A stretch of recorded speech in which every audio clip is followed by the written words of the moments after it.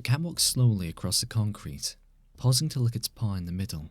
It sat there in the moonlight, just watching the skies and heavy rain. The clouds swirled, and the night was young. Perhaps it could find a confused mouse or a drowned frog in this time. Its tail moved with anticipation of its hunt. A chain-link gate swung open with surprising speed, startling the cat, resulting in a hissy fit. The man who opened it carried no thought of the terrible weather, cat, or of anything else he was up against. Yelling an obscenity, he ran as fast as he could for the opening. That thing wasn't getting him. No way. He sprinted through the gate and into the alleyway. He didn't know why, and he didn't know how, but something was following him. His first inclination was when he kept seeing this menacing figure at every turn. No matter where he went, he kept seeing it. He had thought that it might be a person following him at first, but that had quickly changed when he saw the height and shape of the being. Great, a fork in the alley, Mark sped towards the right, not because of any good feeling, but because he knew whatever it was would catch up, no matter which way he went. The figure always seemed to be 2 steps ahead of him. Every time he turned around, it was there, silent as the night, just watching him. He could never make out its features in the rain, as it blurred his vision. He could tell it was tall, and seemed to have black and white skin, with the black covering his legs and torso. He had figured since it didn't move when it was being watched, he could look at it and just keep it frozen. It worked, but when he stared at it, he felt sick, like something was clawing its way out of him. His worst memories resurfaced in his brain, among them an embarrassing date, a lost pet, his sister's funeral. He turned away and crawled for a few seconds until he could stand up again. Then, he ran as far from the creature, the thing that, like his memories, he could not seem to escape. Suddenly, Mark slipped on a giant puddle, interrupting his thoughts. Immediately, his jeans and hoodies became soaked on contact. Picking himself up from the water, the feeling to look back was too great. He turned around. There it stood, as real and frightening as ever.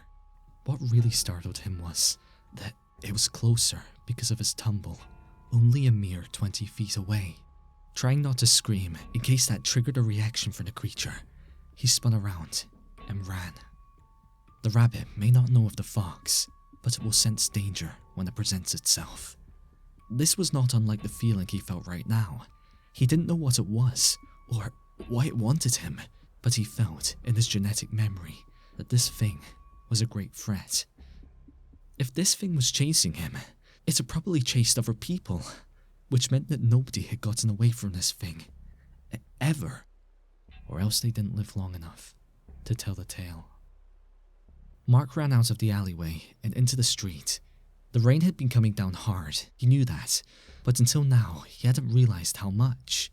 The street was overflowing with water. It was even coming onto the sidewalks.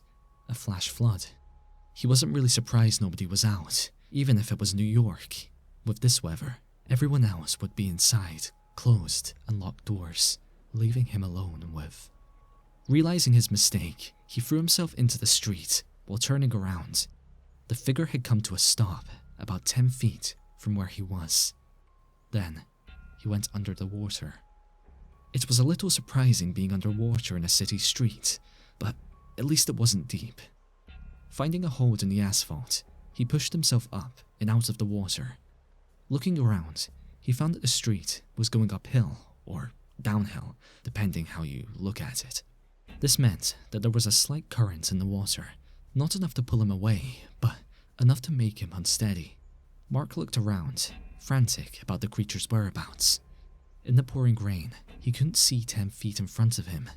If the creature really wanted him, and he was about as vulnerable as he could have possibly been. Looking around, he finally spotted it, about a yard away. This close, and in the rain, it looked like something out of a horror movie. It stood about 8 feet tall at first glance, but as he tried to find its head, it just seemed to get taller, like an endless ladder. Looking closely at it, he noticed that what he had originally thought was skin was actually a formal suit, complete with a tie. It was both comical and terrifying at the same time. Much like a clown, it took an ordinary object and perverted it, twisting it into something sick.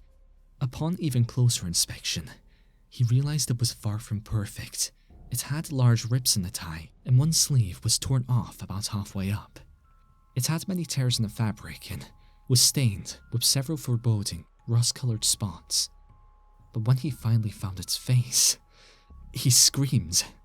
It wasn't that there was no face, but it was just so horrible that his mind immediately erased the image from his head. Every second he spent staring at it, he literally could not remember what it was, but it terrified him beyond belief. Snapping himself out of his trance, he moved to the right, narrowly avoiding a tentacle. How would he miss that? Ducking, he closely evaded decapitation from another. Remembering the current, he threw himself down the street, being swept away with the current down the hill. The entity did not follow. Floating down, unable to get a grip, Mark just tried to stay up on his butt while sliding.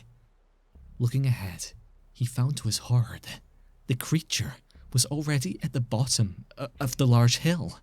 Using his feet to steer, he sped himself towards a lamppost on the sidewalk.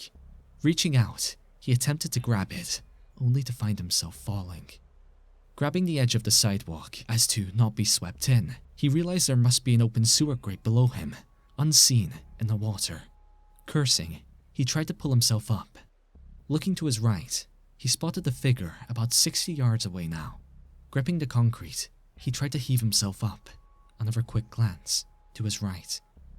20 feet away.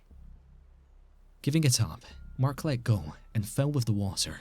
After 4 seconds of terrifying freefall, he hit the ground, hearing a crack, and experienced extreme pain. He moved his left leg. It felt fine. Then the other. Once he moved it, he felt incredibly intense pain at the base of his thigh. That meant it was his hip. Shit. Trying to stand up, he found he couldn't. The pain was too unbearable. He started crawling, knowing he had to get away. Dragging himself across the ground, he came to the sewer canal that carried rainwater and gunk under the street. Looking to his left, he thought he saw a light. He couldn't tell as his vision was blurry. Funnily enough, it got cloudier. Then, the sick feeling started again, along with the memories. Realizing his fate, he tried to drag himself into the canal so he could drown. Surely it would have been a more peaceful death than whatever this being had in store for him. Right as his body fell in, he felt a tendril grab him by his ankle and lift him out of the water. Flipping him right side up, he hung there, looking at the creature for the first time. Face to face. He was filled with unimaginable terror. Its body radiated evil, and he vomited from the sickness, again and again. Then, he felt 2 claw-like fingers lightly position themselves on his eyes. He tensed up, realizing what it was about to do. The woman opened her apartment room window, looking out into the rain. She thought she heard screams, but there was silence. There was no point looking outside anyway. There was nothing to see. The rain must have been coming down very hard as it became. She thought about her mother, and the familiar sadness washed over her. She turned away from the window. Sitting down by the lamp, she began to read a book. Looking up slightly, she was startled to think she had briefly seen the faint outline of a man outside her window. But that was impossible. Her room was on the 5th floor of the building. She laughed at her absurd thought.